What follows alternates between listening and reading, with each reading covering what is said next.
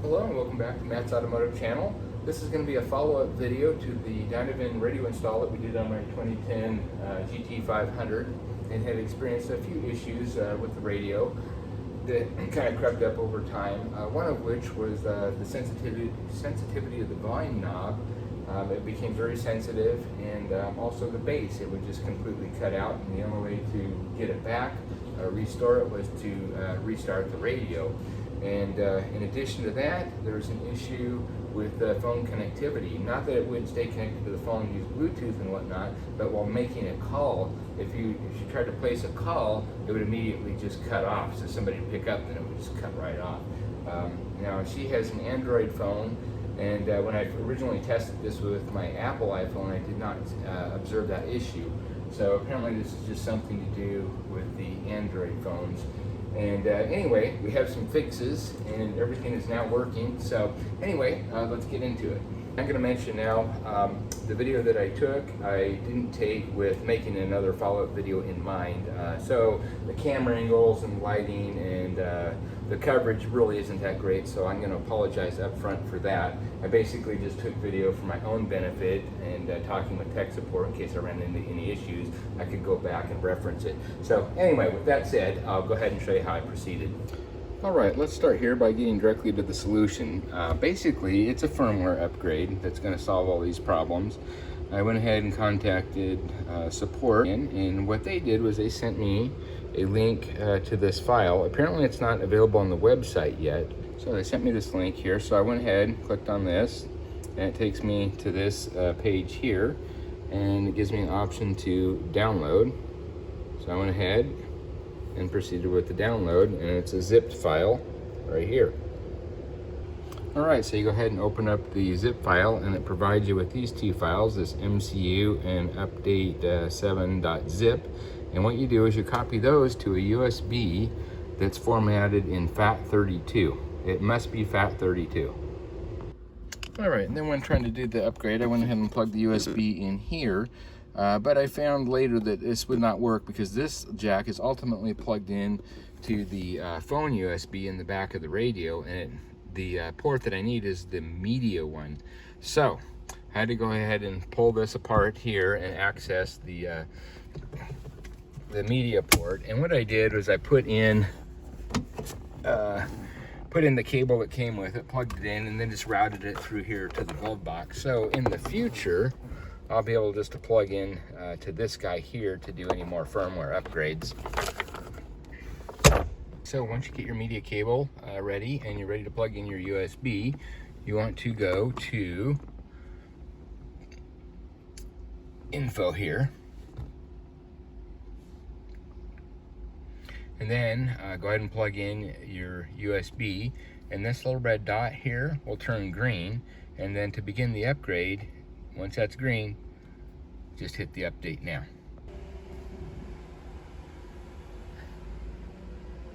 Please unplug this to complete the update.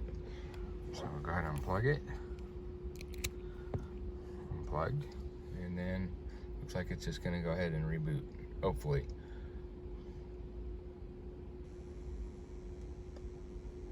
Yep, there we go. So anyway, the reason I'm doing this is we had problems with the volume control getting reset, and it basically the volume control becomes too sensitive, and also we lose all the bass.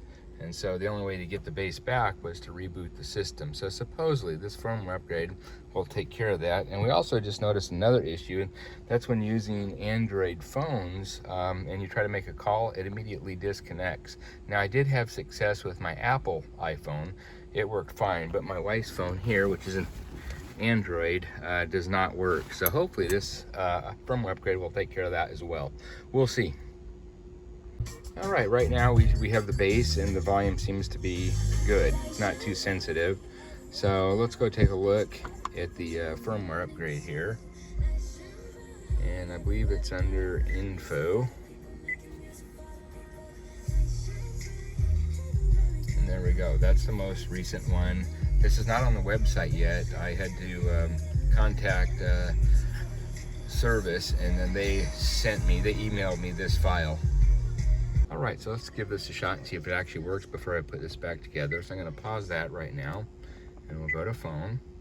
It's already connected to my wife's Android phone. So we'll go to favorites, and then try to contact me, and see if it doesn't hang up immediately.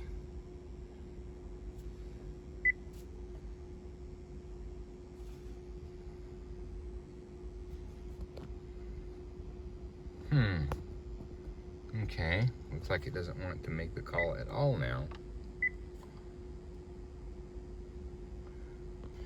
Actually, it did go through. The problem was I'm actually recording on the phone that it's trying to call. So anyway, as soon as I turned the video off, the call went ahead and went through. So it looks like it may have taken care of all the issues with this unit. So anyway, I'll button this back up, and we'll try it out for another week or at least a few days, and see if it gives us any more problems.